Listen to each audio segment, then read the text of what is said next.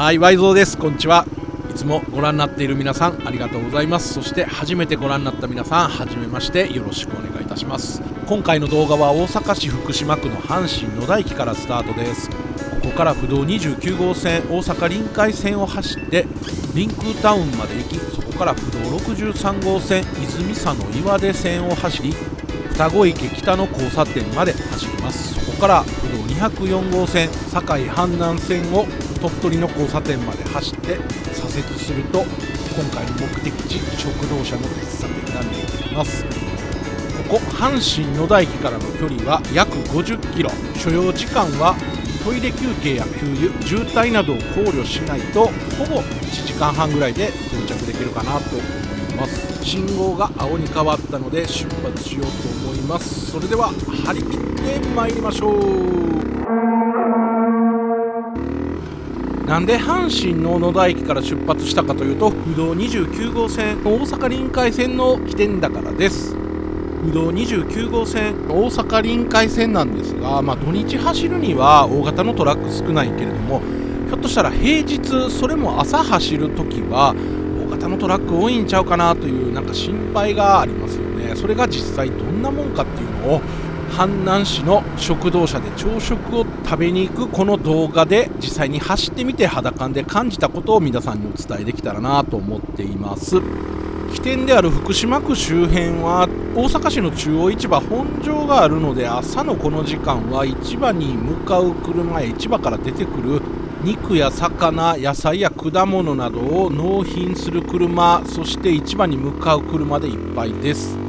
西長堀あたりに来ました。この辺は比較的スムーズに走ることができます。大阪市内を走る場合はこの辺ぐらいから不動29号線入るか、もう少し南の43号線から不動29号線に入るのがいいんじゃないかなと思います。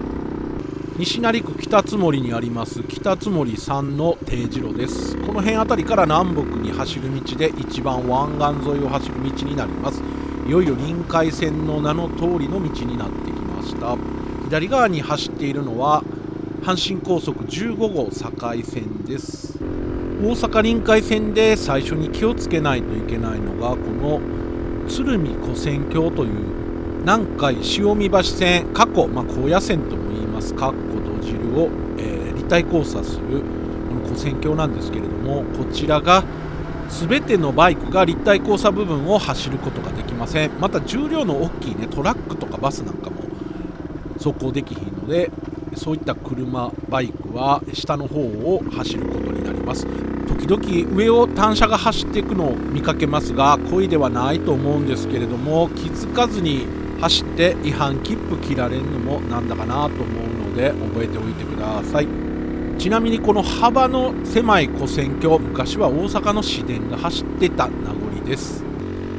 住之江区を走り大和川を越えて堺市に入ると大浜高架橋という道を走ります。ここは原付一種 50cc 以下の原付は走ったらいけません。高架橋といっても結構長い距離あります。上まで登りきると右へ急カーブ、そしてしばらくすると左に急カーブします。運転に慣れてる人はどうってことないんですけれども、まだ免許取り立てとかカーブ高速で曲がるのが怖いという人はここを60キロで曲がらなあかんのですけど、ちょっと難しいなという方は迂回するか、それか信号で調整して一番後ろを走ってゆっくり走るのがいいんじゃないかなと思います。後ろからね車来てたら結構ビビりますからね。私も初めて走った時はちょっと怖かったです。今はなんともないですけどね。でも結構ね、二輪で60キロとかでカーブ曲がるってなかなか怖いですよね。みんなどうやって慣れたんやろうと思うんですけど、走ってるうちに知らんうちに慣れるんですよね。曲がる内側の手に力を入れて前に押すようにするって言いますけど、なかなか言葉で言うのは難しいですよね。曲がり方のコツね。皆さん曲がるの苦手な人も頑張ってマスターしてみてください。大浜高架橋を左に曲がった後は阪神高速と並走します。125cc は高速走られへんので、ここで一瞬高速走ってるかのようなシーンが体験できます。どうでもええっちゅう話なんですけれども、高速走られへん原付2種からしたらもう素晴らしい絵柄ですよね。で普通なんかこういう道路って内側が高速走って外側がバイパスとか一般道が多いんですけどね、逆やからやっぱなんかちょっとええ感じになりますよね。そう思うのは私だけかな。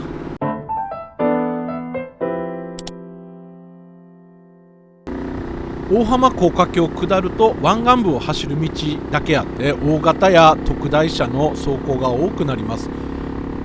映像を見ていただいてもトラックの走行数多いと思います。これで平日の朝9時半ぐらいです。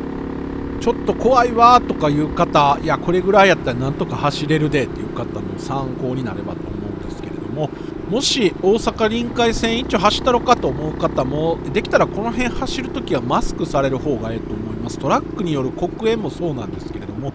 化学工場が多くて結構刺激臭がするんですよ。だからマスクしてる方が無難じゃないかなと思います。まあ別にせんでもしなへんけどね。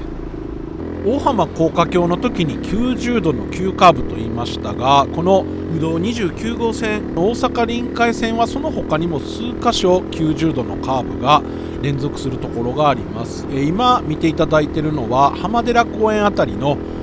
コンビナートと浜寺公園の間の水路を渡る部分なんですが、ここも急カーブが右と左にあります。ただね、これ前の景色がすごいエモいので、ここはねもう意外と恐怖も感じないのかな。いや怖い人は怖いかな、知らんけど、まあ、そんな道が、他にも岸和田とかにもありますのでね、なんかこんな急カーブ50キロとか60キロで走るのなんかちょっと無理っていう人はこの道通らずに南の方行くのもありかもしれません。ほんで今走ってる映像、右側に大きなトラック、前にも大きなトラック、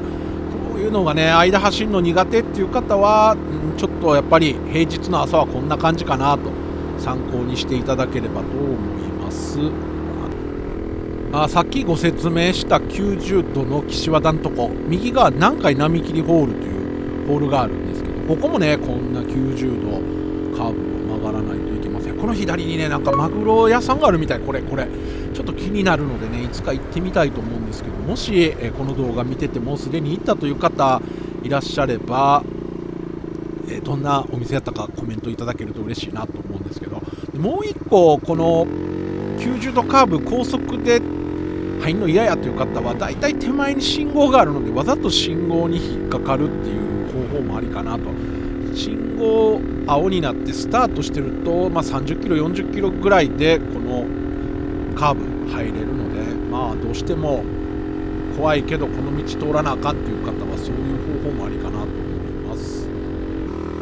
はい、そしてリンクゲートタワーが目の前に見えてきました。今正式名称は何やったっけ、 SIS リンクタワーと呼ぶんちゃうかったかなと思うんですけれども、全日空 ANA が2011年に全日空ゲートタワーホテル大阪というホテルを撤退してから、その香港の、さっき言った SIS っていうなんか投資会社が所有してると。なんか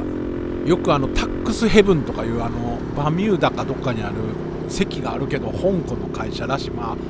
賢い人らはうまいこと節税したんやなって感じですけど、今だから、日本の持ち物ではありません。香港の会社が、このタワーを持ってます。で作った時にね本当は両翼に作る予定がバブルが弾けて片方しか立ってないとなんか僕ら聞いたんですけど、あれってほんまなんですかね。多分ほんまやと思うけど、で今どんな感じなんでしょうね。インバウンドの人増えてるし、日本の会社が経営してないからうまいことやってんですかね、知らんけど。関空といえば変なリゾート&スパというね気になる名前の施設ホテルがあるんですけど、そこ一回行ってみたいなと思うぐらいですよね。であとは、リンクアウトレット、これはちょっと遅く2000年ぐらいにできました。今でも流行ってるんやろうな、流行ってると思います。ちょっとアイドリングが安定しないのでパイロットスクリューを調整します。はい、そして今から田尻スカイブリッジという橋を渡りますが、結構勾配がきつくて原付2種の125に、巨漢私が乗っているとちょっと結構登りきついです。なんとか登ってくれるんですけどね。原付2種125平地を走るときは不満ないんですけど、やっぱり上り坂でちょっとシフトダウンとかすると400とか乗りたいなと思うときがありますよね。まあ贅沢は言ってられへんのでシフトを落として上ります。もう一つ泉南マリンブリッジという橋を渡りきると、そこから先右手にマーブルビーチが見えてきます。これもねむっちゃ最近できたスポットで、関空見ながらいろんなマルシェがあったりとか、浜焼きもあんのかな、あとグランピングもできたりします。マーブルビーチ、ロングビーチっていう書いてあるところもあるんですけど、実はね私まだここ行ったことないんですよ。一度行かなあかんなと思いつつ、ついつい前を通るだけになっています。そうそう、リンクタウンの先からは不動63号線に変わってます泉佐野岩出線という道を、走っています。この道を樽井ら辺まで走って双子池北という交差点まで走ります。そこを、右折します。右折すると不動204号線堺阪南線という道に変わりますが、これ昔に国道26号線ここでしたよね。今第2阪和道みたいなバイパスできてますけど、昔はここが国道26号線やったような気がします。そしてこの道をまっすぐ行って鳥取という交差点を左折するんですけど、この先の下出というところから不動752号線和歌山阪南線に道路の名称は変わっています。もうここまで来たら分からへんわ。阪和道も第二阪和道もない頃、ここら辺むっちゃ渋滞してましたよね。この尾崎鳥取貝掛あたりびっくりするぐらい混んでましたよね。三崎町ぐらいまでね。和歌山行くときここら辺走るのが一番億劫でした。串本やったら尾崎って言ったらね、尾崎の干物なんですけど、大阪で尾崎言うたら渋滞いうぐらい大変でした。細かいな。で、この鳥取の交差点を左折します。でここをまっすぐ行ったら目的地である食堂車のある喫茶店、まだ一度も店名言ってなかったですね。お店の名前はファーストトレインと言います。右側に踏切の看板が見えてきたら、見えてきました。到着です。時間はちょうど1時間半でした。予定通り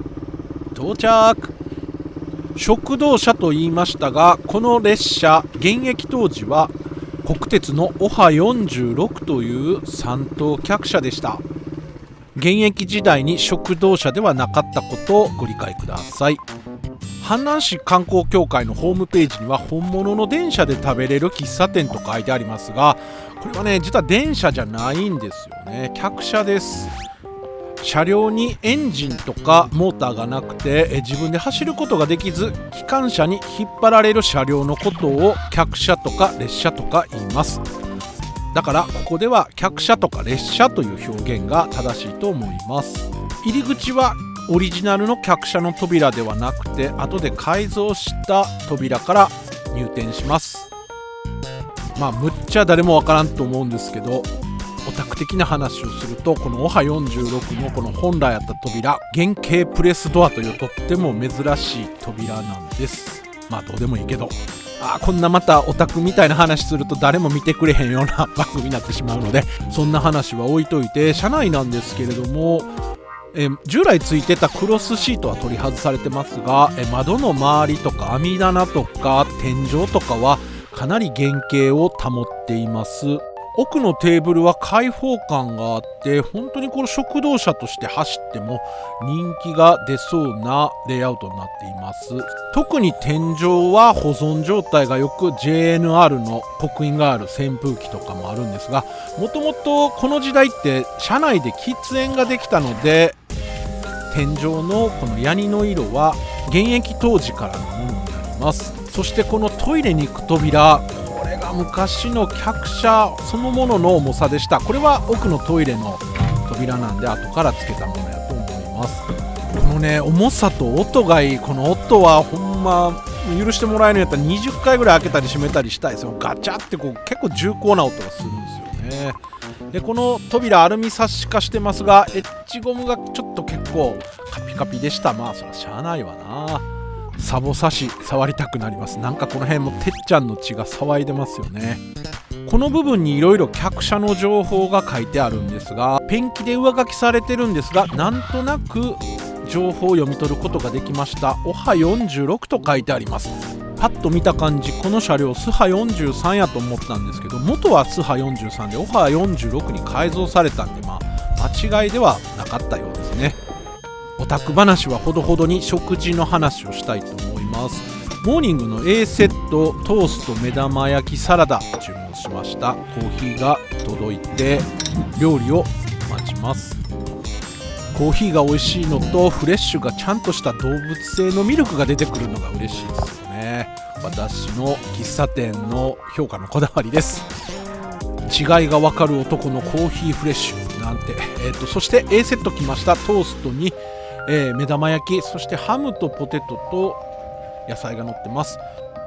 そしてモーニングをいただきながらお店の人とがっつり話をさせていただきました。てっちゃん魂に火がつきましたね。最初の質問です。なぜ客車を使って喫茶店を開業されたんですかという質問をしたんですが、特に鉄道の車両だからという意味ではなくて、この辺市街化調整区域とかで新しく建物が建てられへんかった。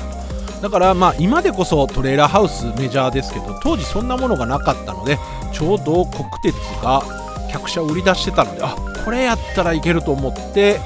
申し込んで亀山駅まで見に行ったそうです。すごい、失礼ですけどおいくら万円だったんですかっていう質問で、だいたい150万ぐらい、今から40年前のことです。そしてもう一個問題がありまして、この客車買うたらここまで持ってこなあかんのですけれども、そんな三重の亀山からここまでどないして持ってってん、その費用はどうしてん。オハ46が名阪国道のオメガカーブを走ったのかと思ったんですけれども、実は国鉄の方でもこの車両解体するのに150万ぐらいかかる。それやのに逆に150万払って買うてくれはる。それが会社じゃなくて一般の人ということで、ちょっとでも負担が減るようにということで最寄り駅まで改装しますと言ってくれはったそうです。最寄り駅が南海の鳥取の小駅なので、さすがに南海は無理やとしても、国鉄で行けるところ、国鉄の和歌山市駅まで運んでくれはったそうです。そして国鉄の和歌山市駅、多分南海の甲州輸送とかがあったから、どっかに置かしてもらったんじゃないかなと思うんですけど、和歌山市駅からは知り合いのクレーン屋さんがここまで運んでくれたそうです。古き良き時代の話やなと思って聞いてました。とりあえず亀山の人具長、喫茶店では旗部工場のプレート保管されてました。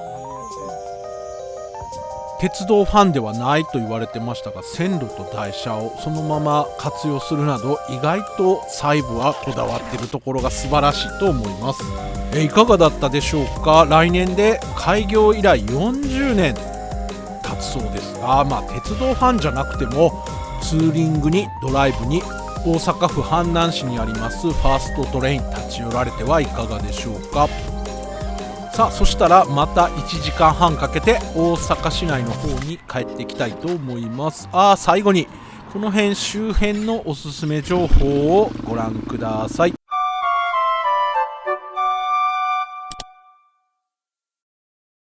ファーストトレインからすぐ近くにある西鳥取漁港、ここにボーデの牡蠣小屋というのがありまして、冬の間この地で養殖された牡蠣を食べることができます。ボーデというのはこの辺の昔の地名の呼び方です。営業日は土日だけやったと思うんですけど、公式ホームページなどに営業日が詳しく載っているので、興味ある方はそちらご覧ください。私もクラファンで応援はしてたんですけどね。ボーデの牡蠣小屋のすぐ近くに漁師の家飯栄新丸名倉というお店があります。こちらは土日以外も営業していて、先ほどのボーデの養殖牡蠣以外にも地元の海産物食べることができます。尾崎の駅の近くには浪速正宗で有名な浪速酒造があります。毎日ではないですが酒蔵見学も実施しています。和歌山県有田川の高垣酒造の龍神丸の復活を陰で支えた酒蔵としてもマニアの間では有名です。いかがだったでしょうか。今回は大阪府阪南市にあります素敵な食堂車の喫茶店ファーストトレインをご紹介いたしました。最後までご視聴いただきありがとうございました。チャンネル登録、いいねボタン、コメント等よろしくお願いいたします。それでは皆さんまた See you!